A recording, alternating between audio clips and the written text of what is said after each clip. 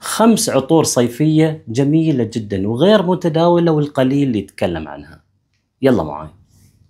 من ايتات لابريا دي اورانج عطر ام تراش، عطر جميل سهل بسيط منعش، يعيبه اسمه ويعيبه الاداء، اداء متوسط الى اقل على حسب كمية الرش. التفاح الاخضر والورد والايزو اي سوبر وباقي المكونات يخليه عطر جميل وسعره جدا مناسب.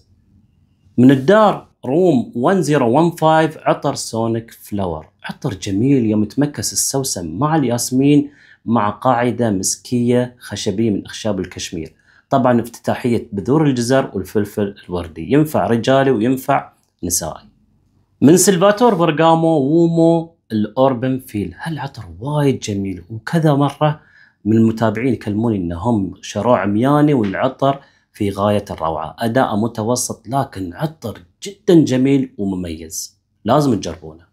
من نيكولاي بوا بليز، من عطور الشاي الجميلة اللي الصراحة لازم تجربها، طبعا شاي المتة.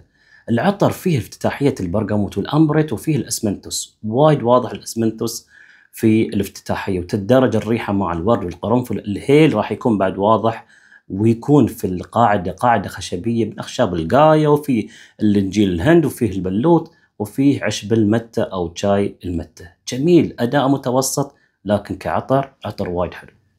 من عطور الكتموس عطر امبريوم، امبريوم موظف الفانيلا مع العود بشكل جميل مع العنبر والحمضيات والزهور والزعفران والنيرولي، مكونات جدا جميلة. مع انه عطر صيفي الا ان هالعطر انا انصح فيه انه يكون في الاجواء المعتدلة او الاجواء الليلية، لا تستخدمه في الاجواء اللي جدا حارة في اشعة الشمس لاحتواء على الفانيلا والعود وباقي الاخشاب وباقي المكونات، لكن عطر جميل.